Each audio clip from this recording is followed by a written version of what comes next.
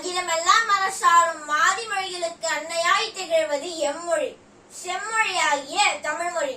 அம்மொழியை வணங்கி இங்கு அமுத கலசமாய் விளங்கும் நடுவர் அவர்களுக்கும், எங்களின் மூலம் தமிழ் அமுதை பருகி இன்புற வந்திருக்கும் உங்கள் அனைவருக்கும் என் முதற்கண் வணக்கத்தை தெரிவித்துக் கொள்கிறேன். அன்னை தமிழே, என் அன்பு தமிழே, என்னை வளர்த்த தமிழே, என்னுள் வளரும் தமிழே, என்னை வாழ வைக்கும் தமிழே, உன்னை அமுதென்று கூறி ஒரு கலசத்தில் மட்டும் வைக்காமல் இன்றோன் இனிமையை அனைவருக்கும் கூற வந்துள்ளேன். தமிழ் என்றாலே நம் நினைவில் தோன்றும் முதல் நூல் உலக புதுமறையாம் திருக்குறள். இந்த நூல் தமிழின் சிறப்பை உலகிற்கு எடுத்துரைத்த சிறந்த நூலாகும். உலகில் உள்ள 70 மொழிகளுக்கும் மேலாக மொழிபெயர்க்கப்பட்ட தமிழ் நூல் என்ற பெருமையை நமக்கு பெற்று தந்துள்ளது.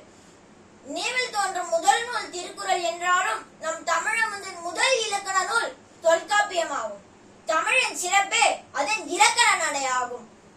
அதாவது இலக்கணங்களை தெளிவாக எடுத்துரைக்கும் தொன்மையான நூல் தொல்காப்பியமாகும். இலக்கணம் மட்டுமா தமிழின் சிறப்பு? இலக்கியமும் தமிழை சிறக்கச் செய்யும் தலை சிறந்த படைப்பாகும். இவை 2000 ஆண்டுகளுக்கும் முந்தைய படைப்பாகும். நம் இலக்கிய வளத்தை பற்றி கூற வேண்டும் என்றால் நேரம் போதாது. ஆகையால் ஒரு சிறு பாடல் மூலம் கூறுகின்றேன். காதொளிரும் குண்டலமும் கைக்கு வளையாப்பதியும் கருணை மார்பின் மீதொளிர் சிந்தாமணியும் மெல்லிடையில் மேகலையும் சிலம்பார் என்ப போதிலும் திருவடியும் பொன்முடி சூடாமணியும் பொலியச்சூடி நீதியில் செங்கோலாய் திருக்குறளை தாங்கு தமிழ் நீடு வாழ்க என்று சுத்தானந்த பாரதி சிறந்த நூல்களை தமிழனை அழகுறச் செய்யும் அணிகலனாக பாவித்து மகிழ்கிறார். சுத்தானந்த பாரதியை கூறும் இந்நேரம் சுப்பிரமணிய பாரதியை மறக்க முடியுமா?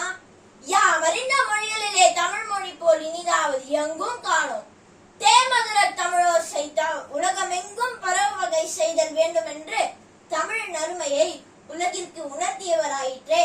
இவர் வழிவந்த பாரதிதாசனும் அல்லவா தமிழின் இனிமையை பற்றி கூறியுள்ளார். அவர் தமிழை உயிராகவும் உயிருக்கு மேலாகவும் கருதி இப்பாடலை இயற்றியுள்ளார் என்று கூறினால் அது மிகையாகாது. என்ன ஒரு அருமையான பாடல்! தமிழுக்கும் அமுதென்று பெயர், அந்த தமிழ் என்ப தமிழுங்கள் உயிருக்கு நேர், உயிருக்கு நேர் என்ற பாடலில் தமிழை அமுதாகவும் நிலவாகவும் அசனிக்கு தேனாகவும் அறிவுக்கு தோளாகவும் உயர்வுக்கு வானாகவும் எங்களுக்கு எல்லாமுமாகவும் விளக்குவது தமிழ் என்று தமிழை உயிராகவே கூறுகின்றாரே. இதை விட இனிமையாகவா தமிழ் அமுதை பற்றி கூறிவிட முடியும்? ஏன் முடியாதே? தமிழை பற்றி எவ்வளவு வேண்டுமானாலும் கூறிக்கொண்டே போகலாமே.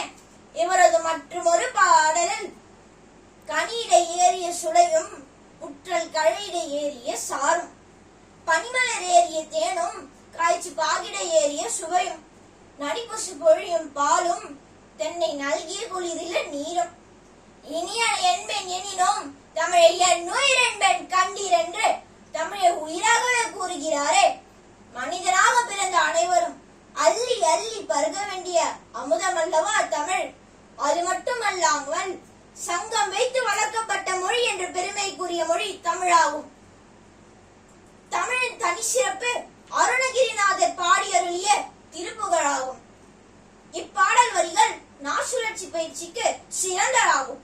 அதாவது தத்தத்தன தத்தத்தன தன தத்தத்தன தத்தத்தன தன தத்தத்தன தத்தத்தன தன தன தான என இப்பாடல் வரிகள் அமைய பெற்றிருக்கும்.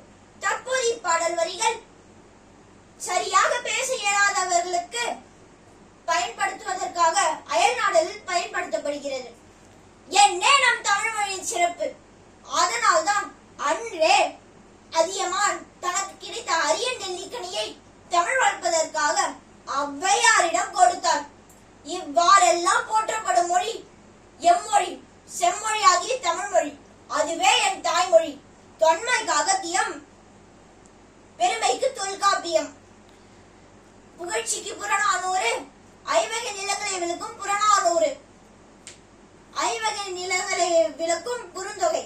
என்ன இல்லை என் தாய்மொழியில் எல்லையற்ற மொழி இது. எல்லாவற்றையும் எடுத்து கூறும் மொழி இது. தமிழ் சொல் ஒன்றே போதுமே, தரணியே நம்மை போற்றுமே என்று கூறி என் உரையை நிறைவு செய்கிறேன். என் உரைதான் முடிந்தது. தமிழ் என்றும் இனிக்கும். நன்றி.